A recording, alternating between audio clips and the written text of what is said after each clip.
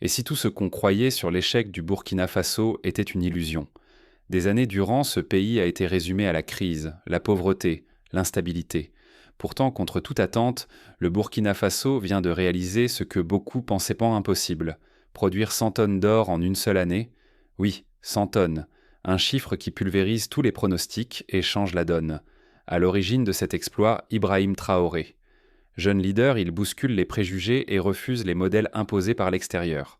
Plutôt que de subir, il a choisi de transformer la gestion de l'or, imposant une souveraineté totale sur cette richesse. Résultat, l'économie nationale secoue les puissants cercles internationaux. Le temps des compromis est révolu. Le Burkina Faso avance, affirme sa voix et récolte enfin les fruits de ses ressources. Ignorer cette métamorphose, c'est passer à côté d'une leçon de courage politique et d'indépendance. Et si finalement ce pays montrait la voie à tout un continent? Mais comment ce miracle s'est-il produit? Découvrons les secrets de cette révolution silencieuse. Pour comprendre ce bouleversement, il faut remonter aux premiers pas d'Ibrahim Traoré et à ses choix décisifs.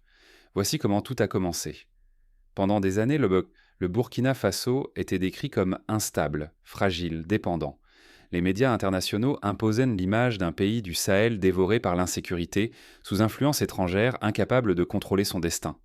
Ce récit écrasait une réalité plus complexe: une nation contrainte de céder ses ressources et de ne récolter que les miettes de son propre or.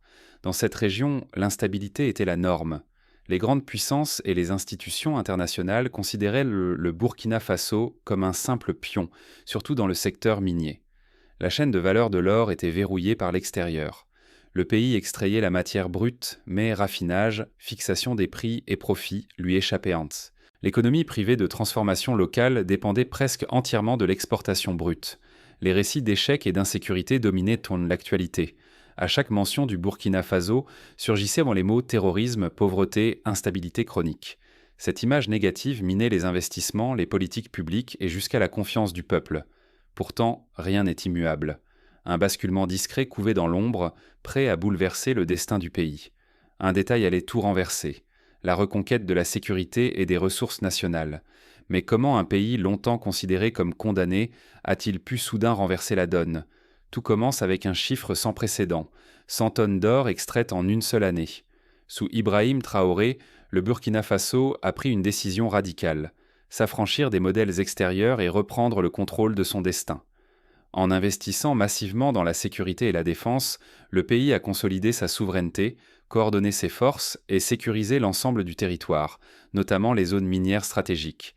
Cette reprise en main a permis d'arrêter l'hémorragie de l'or.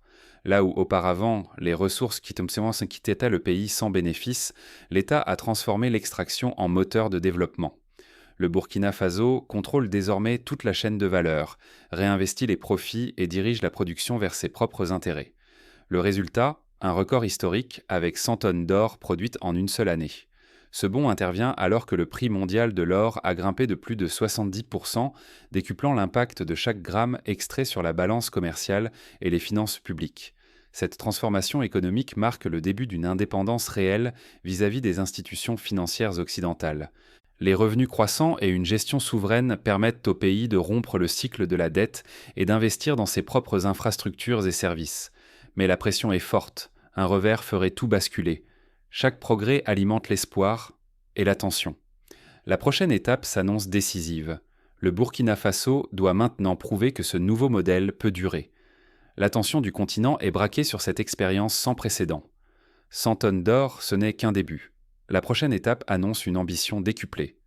Le Burkina Faso vise désormais à tripler cette production d'ici la fin de l'année 2026. Si le pari est tenu, le pays pourrait rejoindre le cercle très restreint des géants de l'or africain. Mais il ne s'agit pas seulement d'extraire plus, c'est aussi une question de souveraineté. Gérer ses propres ressources, c'est affirmer son autonomie face aux pressions extérieures, choisir ses alliés, décider de ses priorités. Ce mouvement audacieux irrigue déjà l'économie. Les revenus de l'or financent des routes, des écoles, des hôpitaux. L'État investit aussi dans la formation, convaincu que la richesse du sol doit nourrir celle des esprits. Au-delà des frontières, ce succès crée un électrochoc. Il prouve que l'émancipation est possible, sans attendre de feu vert. Le récit burkinabé bouscule les habitudes, redonne confiance à ceux qui doutaient pouvoir reprendre leur destin. Mais la moindre erreur serait fatale. Un échec offrirait une revanche à ceux qui misaient sur la chute de ce pari. Reste à savoir si cette révolution profitera réellement à tous les citoyens, au-delà des chiffres et des records annoncés.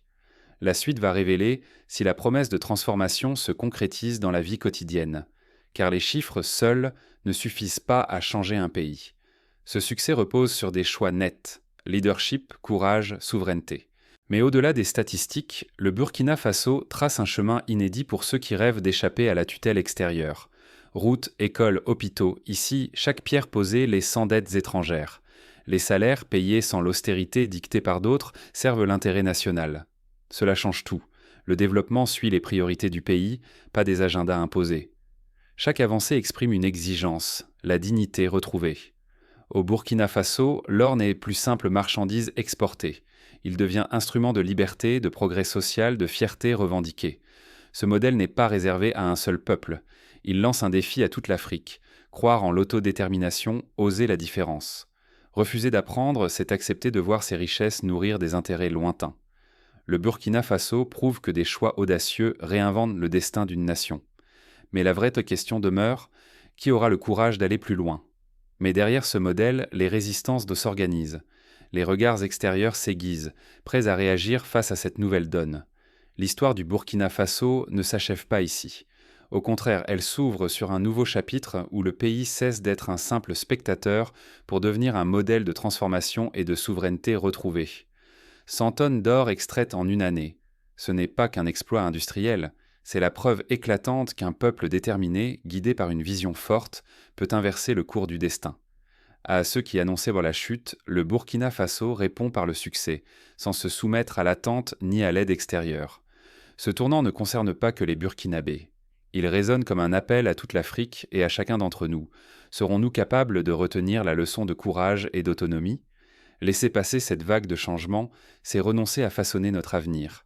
Désormais, le contrôle des ressources appartient à ceux qui osent croire en leur propre potentiel. Ce que le Burkina Faso vient de réaliser prouve que l'émancipation économique n'est pas un simple slogan. C'est une voie possible, concrète, reproductible. Il ne s'agit pas seulement d'extraire davantage, mais de reprendre la main sur la valeur créée et les décisions. Refuser la fatalité, refuser la dépendance, refuser que d'autres écrivent notre histoire. La question n'est plus: est-ce possible? Mais quand passons-nous à l'action, nous aussi? Le Burkina Faso a ouvert la porte. Il reste à chacun de franchir le seuil, d'enrichir ce récit collectif et de bâtir des économies africaines fortes, indépendantes et dignes. Le prochain chapitre appartient à ceux qui osent. Oser croire en une Afrique maîtresse de son destin.